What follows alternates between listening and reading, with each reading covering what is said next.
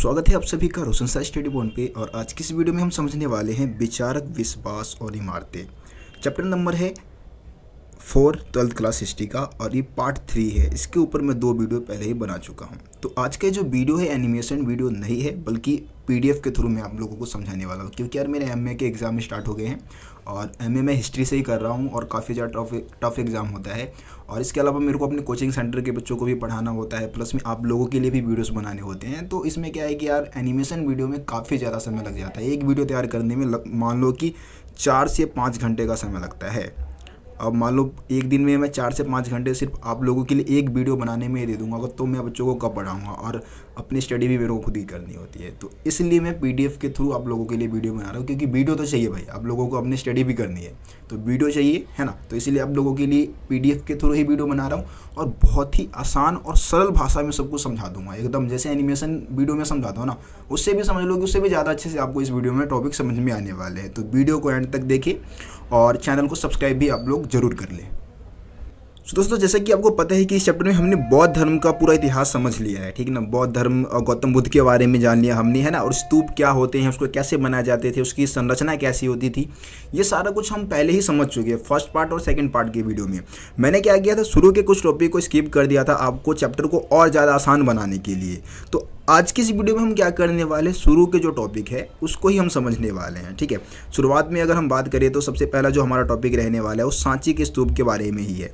तो स्तूप का अर्थ आप समझ चुके हैं। आज की इस वीडियो में हम समझने वाले हैं कि ये जो सांची का स्तूप है, सांची की एक झलक टॉपिक है, इसमें हम बात करने वाले हैं कि सांची के स्तूप के संरक्षण में ये जो भोपाल की बेगम थी, जिसमें 2 नाम अभी आगे आएगा, तो उन्होंने क्या किया था, सांची के स्तूप के संरक्षण में विशेष भूमिका निभाया था, उसको बचाने में। अब आपको पता है कि भाई स्तूप क्या है, स्तूप बौद्ध धर्म का एक तरीके से पवित्र एक तरीके से स्थल हम कह सकते हैं, जिसमें क्या है गौतम बुद्ध के द्वारा प्रयोग किए गए सामानों को, उनकी अस्थियों को दफनाया गया ज़मीन के नीचे और उसके ऊपर स्तूप बनाए गए हैं।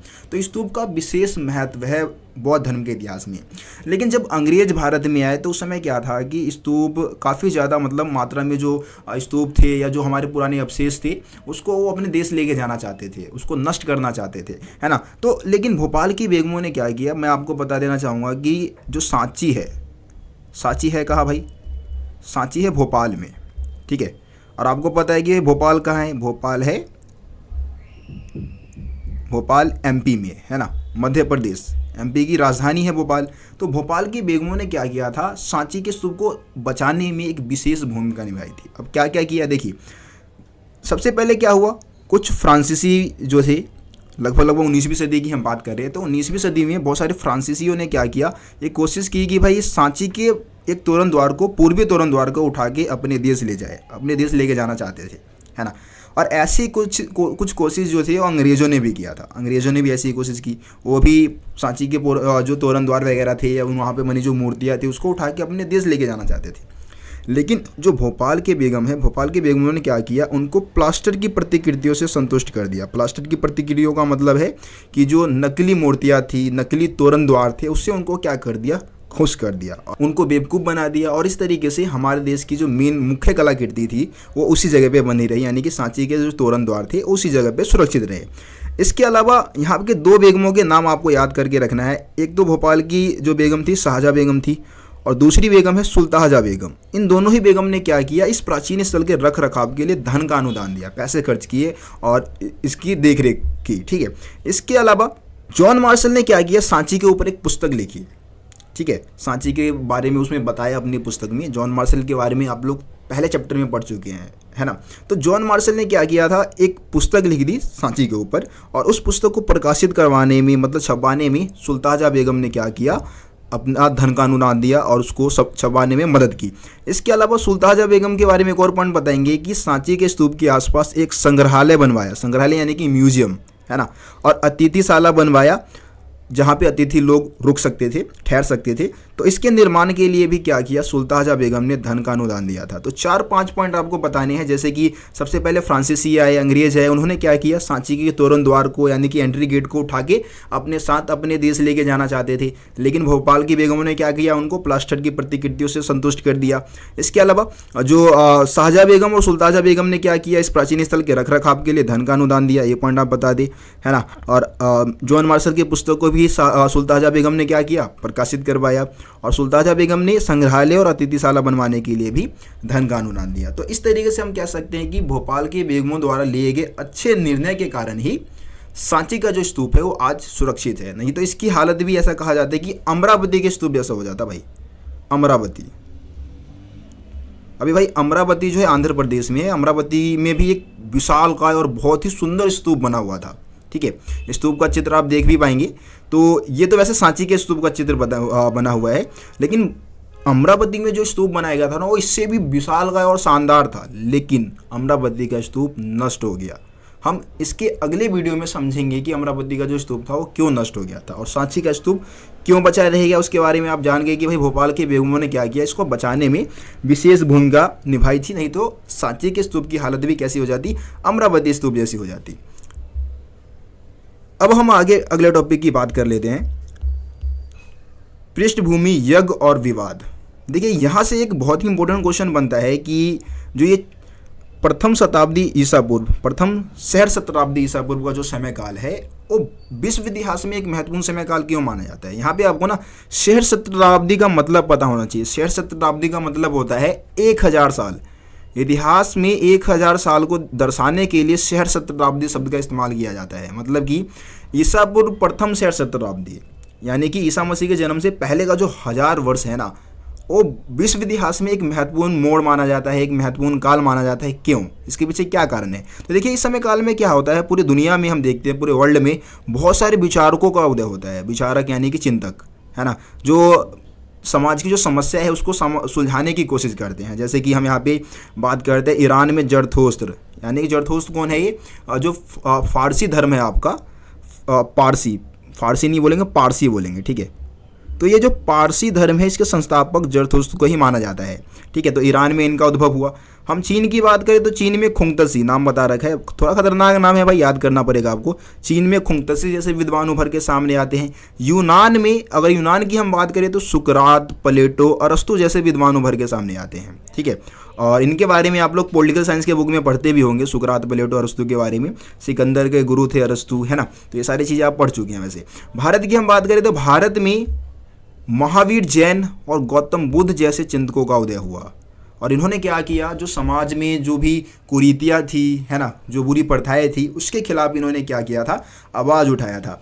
इसके अलावा इसी समय काल में क्या होता है कि भारत में हम देखते हैं कि गंगा घाटी के आसपास बहुत सारे नए नगर उभर के सामने आते हैं, बहुत सारे नगरों का विकास होता है।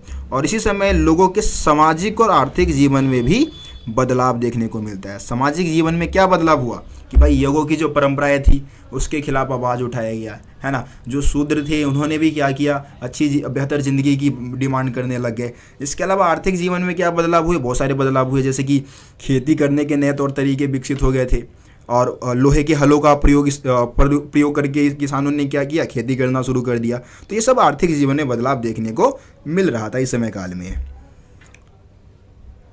अब यज्ञों की परंपरा की हम बात कर लेते हैं। यहाँ पे सबसे पहले आपको समझना है कि भाई यज्ञ क्यों करवाए जाते थे।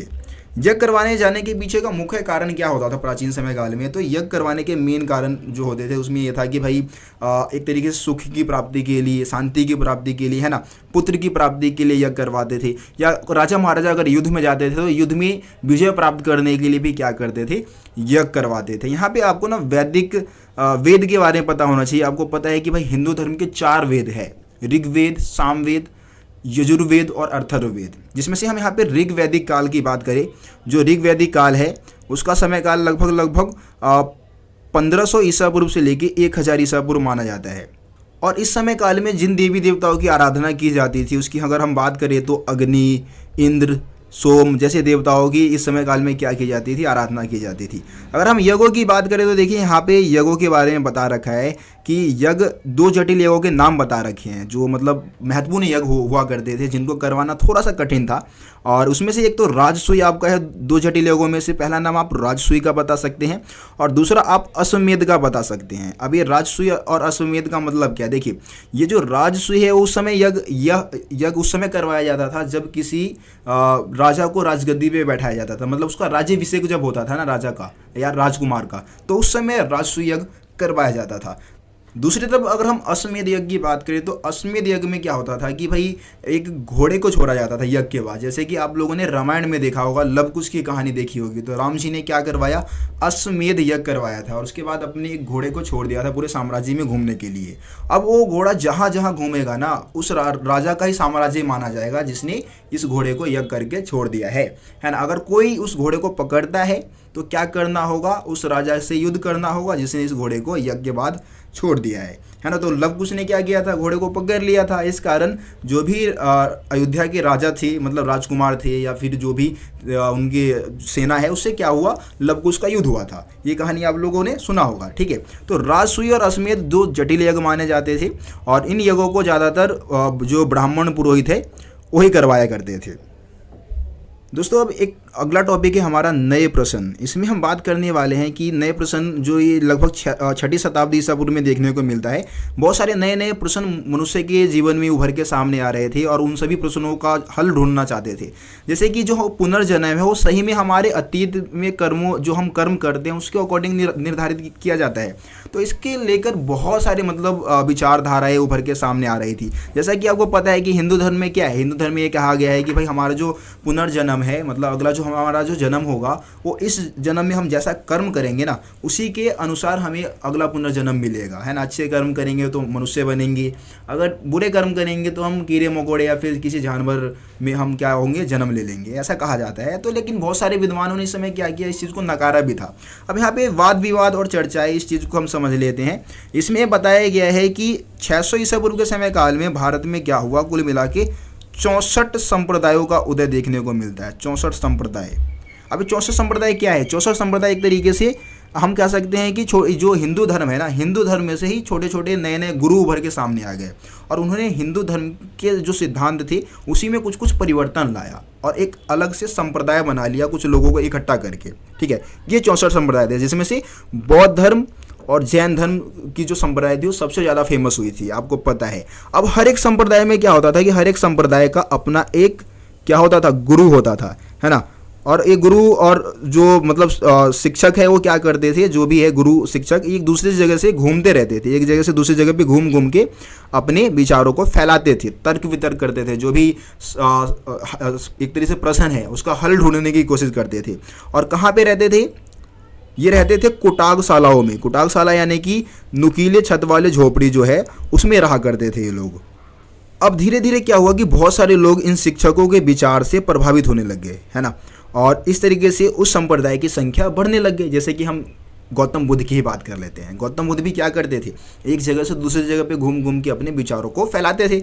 बहुत सारे लोग गौतम बुद्ध की बातों से प्रभावित हुए और धीरे धीरे बौद्ध धर्म के रूप में स्थापित होता चला गया, है ना। तो इसमें से सबसे ज़्यादा जो फेमस है वो महावीर जैन की हम बात कर लेते हैं और गौतम बुद्ध की बात कर लेते हैं। महावीर जैन जो जैन धर्म के संस्थापक है, आगे हम इनके बारे में बात करने वाले हैं, है ना। जैन धर्म के संस्थापक है और जो बुद्ध है वो बौद्ध धर्म के संस्थापक है। इन्होंने क्या किया था, वेदों के प्रभुत्व पर प्रश्न उठा दिया था, वेदों के खिलाफ प्रश्न उठाना शुरू कर दिया था। इनका मानना यह था कि हमें मुक्ति के लिए ब्राह्मणों के ऊपर निर्भर रहने की जरूरत नहीं है, वेदों के अध्ययन के लिए की जरूरत नहीं है, बल्कि दुखों से मुक्ति का प्रयास हर एक व्यक्ति स्वयं कर सकता है, ब्राह्मणों के ऊपर निर्भर रहने की जरूरत कतई नहीं है। ये बात महर्षि जो महावीर जैन है और गौतम बुद्ध है उन्होंने ये बात कही थी। दोस्तों अब हम बात करते हैं जैन धर्म के बारे में। जैन धर्म बहुत ही इंपॉर्टेंट टॉपिक है, वैसे ही यहाँ से क्वेश्चन कई बार पूछा जाता है, ठीक है। देखिए जैन धर्म की अगर हम बात करें तो जैन धर्म के संस्थापक वैसे महावीर जैन को माना जाता है, ठीक है। महावीर जैन जो थे वो जैनियों के 24वें तीर्थंकर माने जाते हैं। वैसे महावीर जैन से पहले जैनी जो है मतलब जैन धर्म में लगभग 23 शिक्षक हो चुके थे जिनको क्या कहा जाता था, तीर्थंकर कहा जाता था, ठीक है। अब तीर्थकर या तीर्थंकर आप बोल सकते हैं। तो ये ऐसे महापुरुष होते थे जो क्या करते थे, स्त्री और पुरुष के जीवन का नैया पार पहुंचाते थे। मतलब उनको कहीं ना कहीं मोक्ष दिलाने का काम करते थे, जो जीवन की जो समस्या है उसको उससे मुक्ति दिलाने का काम करते थे। और जो महावीर जैन है, आपको पता है कि जैनियों के 24वें तीर्थंकर माने जाते हैं। महावीर जैन के सिद्धांत की हम बात करें, इन्होंने कुछ सिद्धांत दिए अपने थे और इसको हम जैन धर्म की शिक्षा के रूप में भी जानते हैं। तो जैन धर्म की शिक्षा की अगर हम बात करें तो इनके अनुसार क्या है, विश्व प्राणमान है। संपूर्ण विश्व क्या है, प्राणमान है। मतलब कि पत्थर बोल दो, चट्टान बोल दो, जल बोल दो, हर चीज़ में इनका मानना यह है कि हर चीज़ में क्या है, जीवन है ना। अहिंसा के सिद्धांत को फॉलो करते हैं, यानी कि हमें जानवरों को नहीं मारना है ना, पेड़ पौधों को नहीं काटना है, कीड़े मकोड़ों को नहीं मारना है। ये जैन धर्म का केंद्र बिंदु है, अहिंसा। अहिंसा के सिद्धांत को फॉलो करते हैं ये, जिसके अंदर हमें किसी भी चीज़ को नहीं मारना है ना। और ये अहिंसा के जो सिद्धांत है ना, ये जैन धर्म के अहिंसा के सिद्धांत ने बहुत सारे लोगों को प्रभावित किया। गौतम बुद्ध जो थे वो जैन धर्म के अहिंसा के सिद्धांत से बहुत ही ज़्यादा प्रभावित थे। महात्मा गांधी की बात करें तो उन्होंने ही क्या किया था, अहिंसा के सिद्धांत को अपनाया था और उसके माध्यम से भारत को आज़ादी भी दिलाई थी। इसके अलावा इनका मानना यह है कि भाई जो जन्म और पुनर्जन्म का जो चक्र है वो कर्म के द्वारा निर्धारित होता है, ऐसा इनका मानना था। ये जन्म और पुनर्जन्म का जो निर्धारण है वो किसके आधार पे होता है, कर्म के आधार पे होता है, ऐसा इनका मानना था। इसके अलावा कर्म के चक्र से मुक्ति के लिए हमें क्या करना होगा, अगर आप जन्म और पुनर्जन्म के चक्र से मुक्ति पाना चाहते हैं तो आपको त्याग करना होगा, है ना। त्याग करके आपको विहारों में निवास करना होगा, आपको वहाँ पे जाके तपस्या करना होगा। विहार क्या है यहाँ पे, विहार आप समझ ले कि भाई बिहार यहाँ पे लिखा भी है, विहार, हम बिहार राज्य की बात नहीं कर रहे हैं यहाँ पे, ठीक है। विहार यानी कि एक ऐसा जगह जहाँ पे साधु संत लोग रहते थे, मतलब जो भी भिक्षु लोग होते हैं ना, वो कहाँ पे निवास करते हैं, विहारों में निवास करते हैं। एक कह दो कि भाई एकांत में जगह है, जंगल में कोई जगह है, बिल्कुल शांत जगह है जहाँ पे कोई साधु संत निवास कर रहे हैं, तो उसको हम क्या बोलेंगे, विहार बोलेंगे। तो जैनियों, जो महावीर जैन है, उनका मानना ये था कि हमें त्याग तपस्या पर बल देना होगा और हमें कहाँ पे जाके निवास करना होगा, विहारों में निवास करना होगा, जब ही हम अपनी समस्याओं से मुक्ति पा सकते हैं। तो ये हो गया आपका। इसके अलावा जो जैन साधु और साध्वी है वो 5 व्रत करते हैं। व्रत यानी कि 5 सिद्धांतों को फॉलो करते हैं, जिसमें हत्या ना करना, है ना, चोरी ना करना, झूठ ना बोलना, ब्रह्मचर्य जो है उसका पालन करते हैं। ब्रह्मचर्य मतलब आप समझते होंगे, एक तरीके से आप कह दे कि सन्यासी का जीवन हम कह सकते हैं इसको। ब्रह्मचर्य का पालन करना होगा और धन हमें संग्रहित नहीं करना है, ठीक है, धन को इकट्ठा नहीं करके रखना है। ये भी जैन धर्म के 5 सिद्धांत में आ जाते हैं। तो 5 सिद्धांत कई बार 3 नंबर में अलग से क्वेश्चन 5 सिद्धांत के बारे में पूछ लिया जाता है। अब हम बात कर लेते हैं जैन धर्म का विस्तार कैसे हुआ। देखिए, जैन धर्म के विस्तार में सबसे महत्वपूर्ण योगदान रहा कि अनेक प्रकार के साहित्यों की रचना हुई, पांडुलिपि लिखी गई, साहित्यों का सृजन किया गया, जैसे कि अनेक भाषाओं में साहित्य की रचना की गई। जैन है, जैन साधु और साध्वियों ने क्या किया, बहुत सारे भाषा में अपने साहित्य लिखे, जैसे कि प्राकृत भाषा में, संस्कृत भाषा में, तमिल भाषा में।